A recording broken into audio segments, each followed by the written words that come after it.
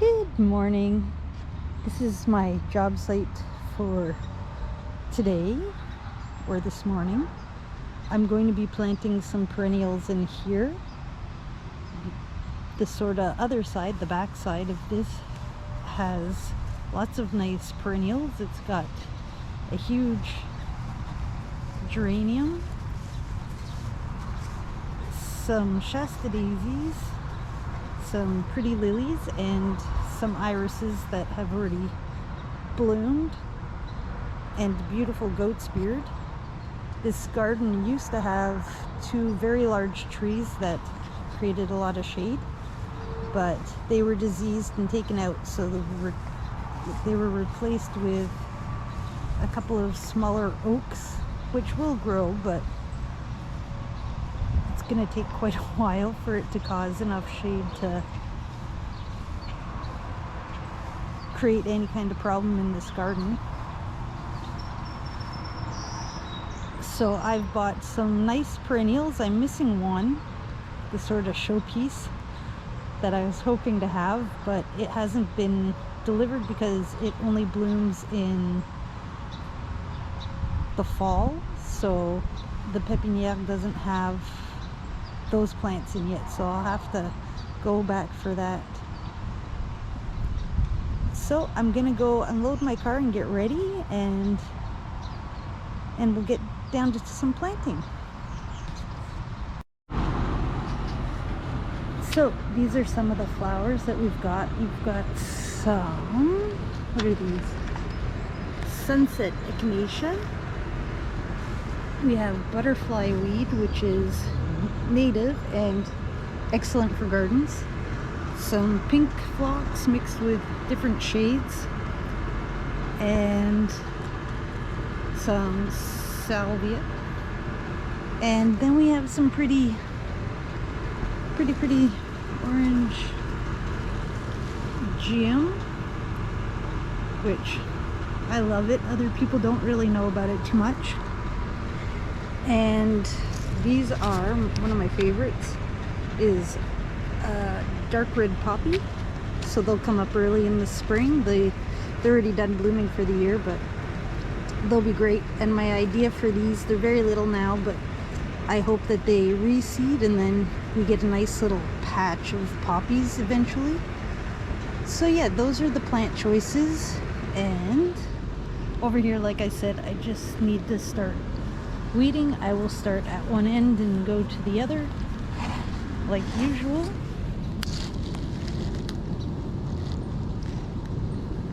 And prepare to plant and decide where I want plants to go as I move along.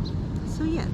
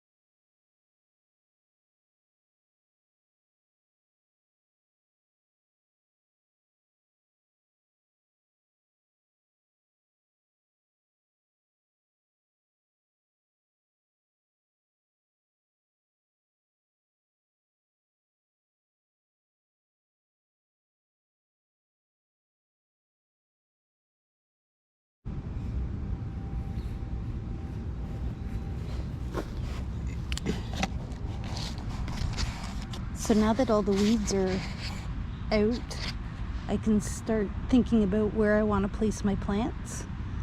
I'm gonna start, I think, with the poppies, which I will put over there so that they're in the middle of the bed because they bloom in spring.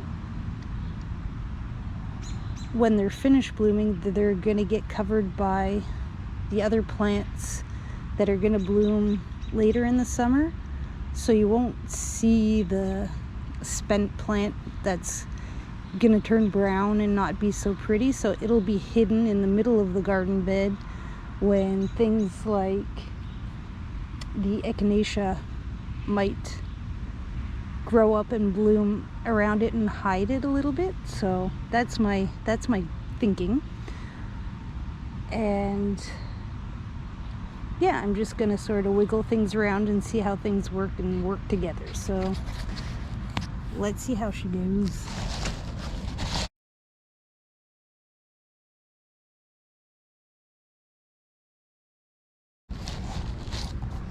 The one thing that I just forgot about, but that I need to keep in mind, is that there's a plant that I want that's pretty big, and it's gonna be sort of the centerpiece of this side of the garden.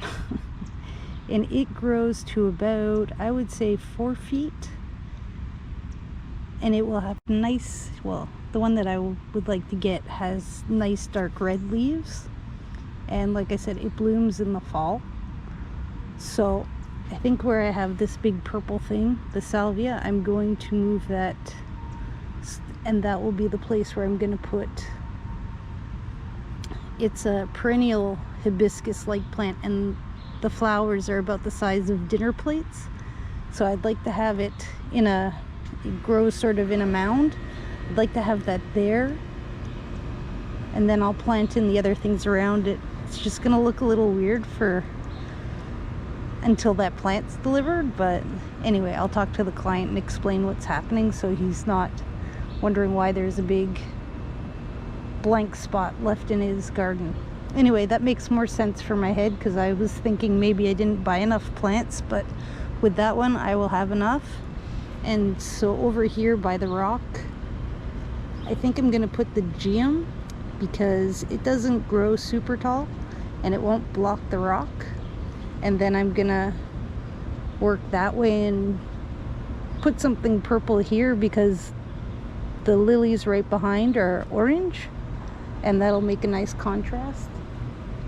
And yeah, I'll finish working my way along.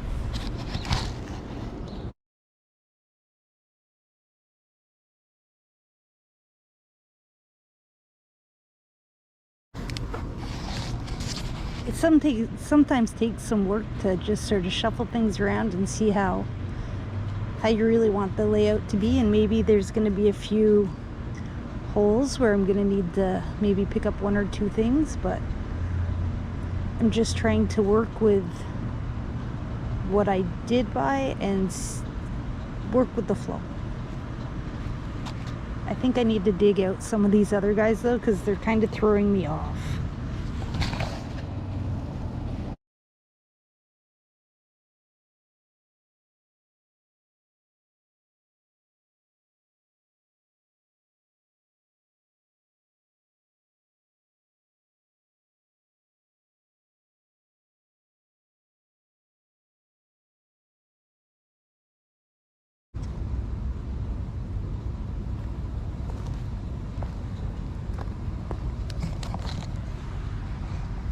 And in here is my ongoing battle with periwinkle. Some people like it and plant it and willingly buy it from a nursery or a pepiniere or big box store. Comes up with pretty little flowers that are purple, kind of the same color as this, or as their name says, periwinkle. But as you can see, it grows in the middle of everything. Wherever it can touch the ground, it'll lay roots.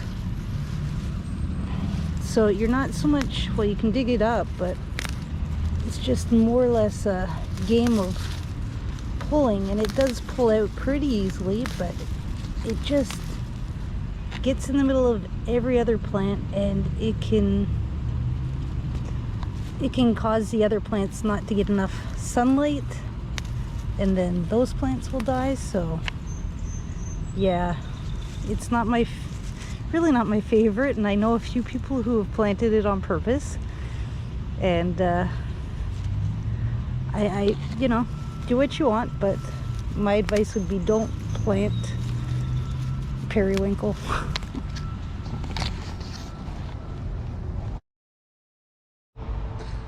I've been trying to wiggle the flowers around a little bit, try to figure out how I want them arranged. So I thought have these butterfly they spread to 3 feet. So that'll take up quite a big chunk here, and I thought have one at the head of the garden there, because they tend to bloom all summer long. And then I thought we could have phlox over there on that side. It'll make it pretty with a few pinks. And we're gonna just continue the orange, but this does have a little bit of pink in it, so you'll be able to see the pink through the purple, and the orange geum would go in front of the rock because, like I said, it won't block the rock completely. And then over there in the back I've got the poppies, so they'll grow nice and tall in the spring, and right about now they'll be green seed pods, and then they're gonna turn brown and they'll be done for the season. But once I get the big thing to go right in the middle, it will grow up and cover that. So yeah, I'm pretty happy with that. I'm just gonna get my stuff ready and then start planting. So I'm ready to plant, and I'm just gonna add a little bit of soil to the new plants because the soil that's here is pretty decent, except for at the tip over here there's a lot of rocks, which is fine, it helps with drainage, but I'm gonna have to add a little bit extra there. But everywhere else it should be pretty standard, and I'll just go along and plant. I'm gonna keep a bit of the dip if I can here. It's lower than where the tree is in the middle here, because that way if there's a lot of water from a rainfall, it'll collect and hopefully come out to the trenches, but it'll keep it away from the house. And everything slopes right here, so I don't want to mess with that too much. It works, so I'll keep the low point, but I will be building it up with the dirt or the soil that I remove to plant the plant. So that's that.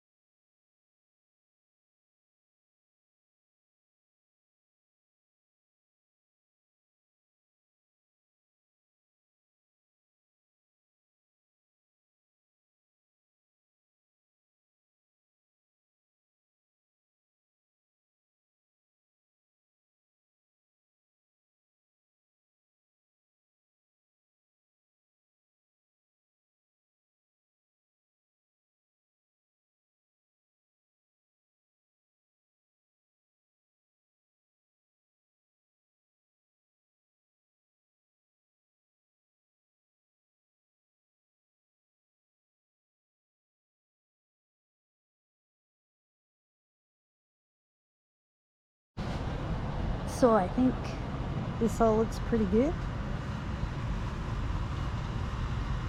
these guys will all grow. So yeah, I don't think I need to shift anything. I can get ready to go ahead and put in the bit of the good soil, fresh soil with new nutrients, and start leveling this out a little bit. I'll work as I go, but like I said, I want to keep it sort of going this way as much as possible, and I may have to raise where the poppies are just a little bit, but yeah. And then any of the extra soil I'm going to put in the recycling bin, because you don't want to build the soil up around the trees. You want to be able to see where the tree roots go into the ground. If it's too high, it can suffocate the plant and the tree will die. So we like to make sure that we don't add too much soil even around the base, because over here this can get heavy on the roots and it, you know, can cause a little bit of stress. This isn't bad because it's just a little bit of earth, but if you had a bigger project, a pile of earth sitting on tree roots will cause the tree some stress. So you've always got to think of the tree roots. So other than that, I'm gonna go walk away from this for 5 minutes, get a drink, come back and make sure that I like it, and then I will add the soil and we're gonna get the mulch to put over top.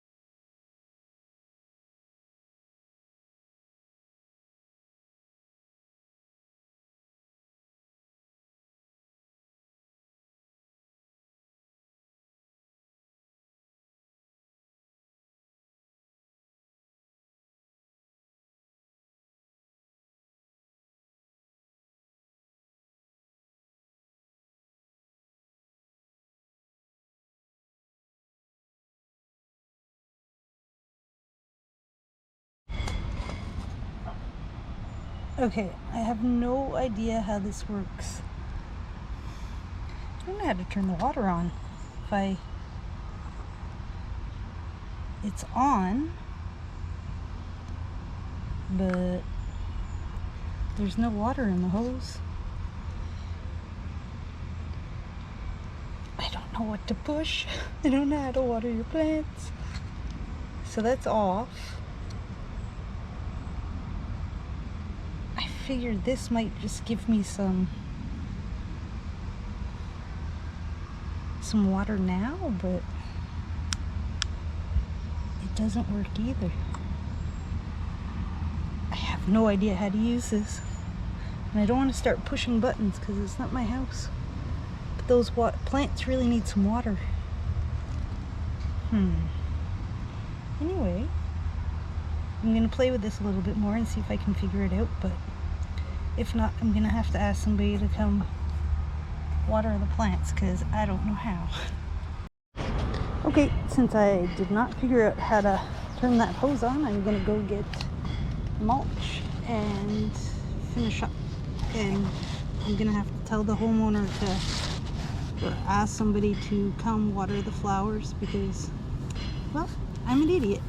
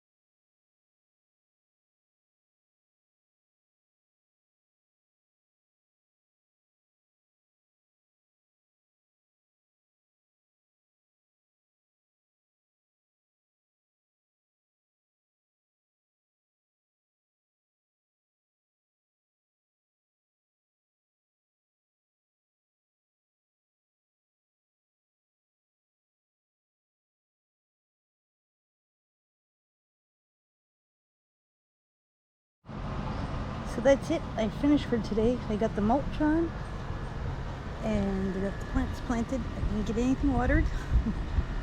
And I'm still missing a plant for right about this area. So anyway, I hope the client's happy with this. I think it looks pretty sharp.